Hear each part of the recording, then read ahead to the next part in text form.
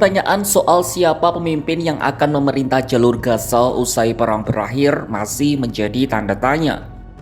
Jalur Gaza sudah berulang kali berganti kepemimpinan. Sebelum tahun 2007, wilayah itu dikuasai oleh otoritas Palestina yang acap kali disebut sebagai kelompok Fatah. Namun di tahun tersebut terjadi pertempuran antara Hamas dan Fatah yang kemudian dimenangkan oleh kelompok Hamas. Karena itu sejak 2007 Hamas menjadi pemimpin utama di wilayah itu yang mengatur mulai dari administrasi sampai militer. Namun perang yang terjadi selama 16 bulan dengan Israel membuat tak ada arah jelas soal siapa pemimpin Gaza selanjutnya. Lalu ketika gencatan senjata berlaku, mulai terbit 4 calon pemimpin baru yang bersaing. Siapa sajakah calon pemimpin Gaza ini?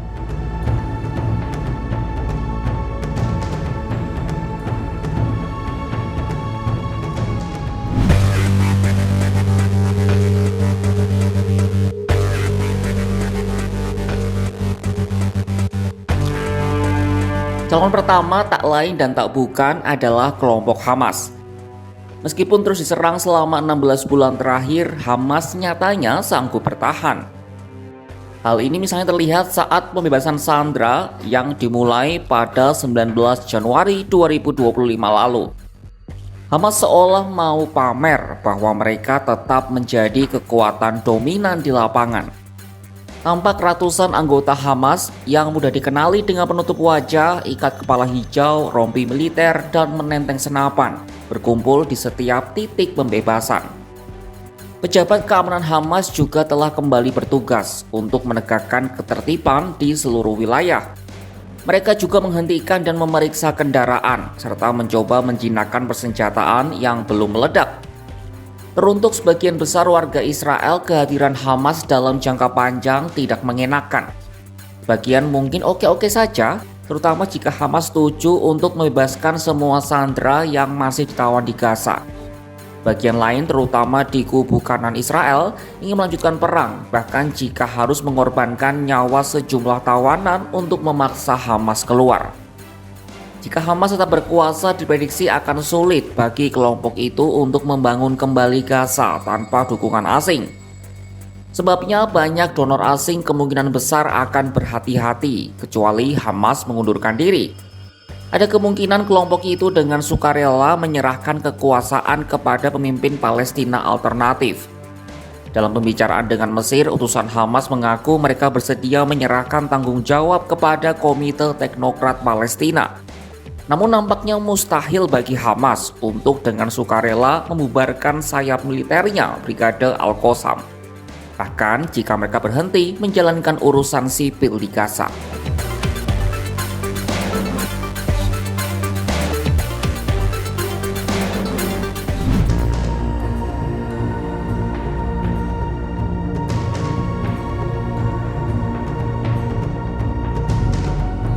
Calon pemimpin Gaza selanjutnya adalah Israel. Ketika gencatan senjata dimulai bulan lalu, Israel mempertahankan kendali atas zona penyangga di sepanjang perbatasan Gaza selebar beberapa ratus meter. Untuk mencapai kesepakatan gencatan senjata tahap kedua, Israel perlu pergi dari wilayah ini. Namun anggota koalisi Netanyahu yang beraliran sayap kanan tidak pernah menerima rencana itu. Mereka ingin memperpanjang pendudukan Israel atau bahkan memperluasnya untuk menghindari keruntuhan pemerintahan. Namun Netanyahu tidak bisa semena-mena langsung menguasai Gaza begitu saja. Ia perlu dukungan dari Presiden Amerika Serikat Donald Trump yang sayangnya justru memberi sinyal untuk memperpanjang gencatan senjata. Alasannya jelas, kembali berperang akan menggagalkan peluang untuk mendamaikan Israel dan Arab Saudi dalam perjanjian Abraham. Perdamaian itu menjadi pencapaian internasional besar yang telah lama didambakan oleh Netanyahu.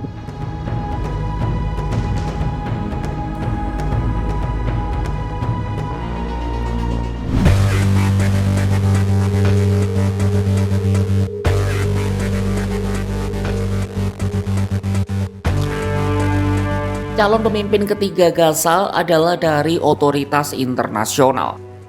Saat pasukan Israel mundur dari koridor Netzarim yang menghubungkan Gaza Utara dan Selatan, mereka mengizinkan kelompok keamanan asing untuk mengisi kekosongan tersebut. Kelompok ini dipimpin oleh penjaga keamanan Mesir. Mereka memeriksa lalu lintas warga yang berpindah ke Gaza Utara untuk mencari senjata, dengan harapan dapat memperlambat upaya Hamas untuk mempersenjatai kembali anggotanya di Gaza Utara. Saat ini proses itu merupakan uji coba skala kecil yang tidak melibatkan keterlibatan formal negara-negara Arab selain Mesir dan Qatar. Namun sejumlah pejabat Israel mengatakan kehadiran pasukan asing ini dapat diperluas, baik dari segi geografi maupun tanggung jawab. Nantinya pasukan asing ini akan mendapat dukungan finansial dari negara-negara Arab, seperti Arab Saudi dan Uni Emirat Arab. Namun keduanya tidak akan mencari peran formal tanpa persetujuan otoritas Palestina yang akan menjadi calon pemimpin Gaza terakhir.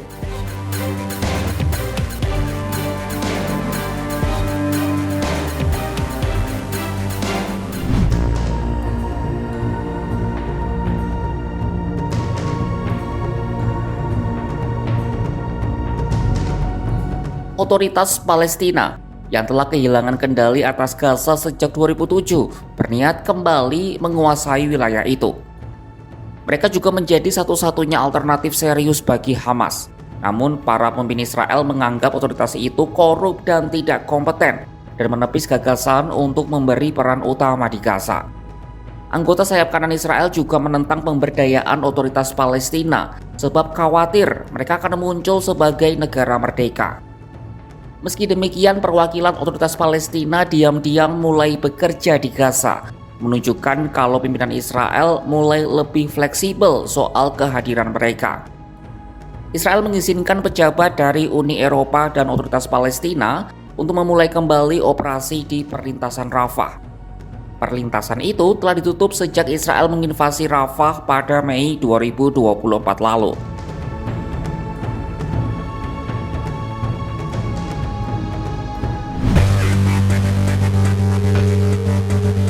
Sahabat Kompas.com, itu tadi 4 calon pemimpin Gaza di masa depan yang seolah kini sedang bersaing. Siapapun pada akhirnya yang memimpin, yang terpenting adalah bagaimana mereka bisa membangun kembali Gaza yang telah hancur lebur dan memberdayakan masyarakat Palestina. Nah, kalau menurut kalian siapa yang paling cocok untuk memimpin Gaza? Coba tulis pendapat di kolom komentar ya. Dan simak perkembangan terkait Gaza hanya di kanal YouTube Kompas.com.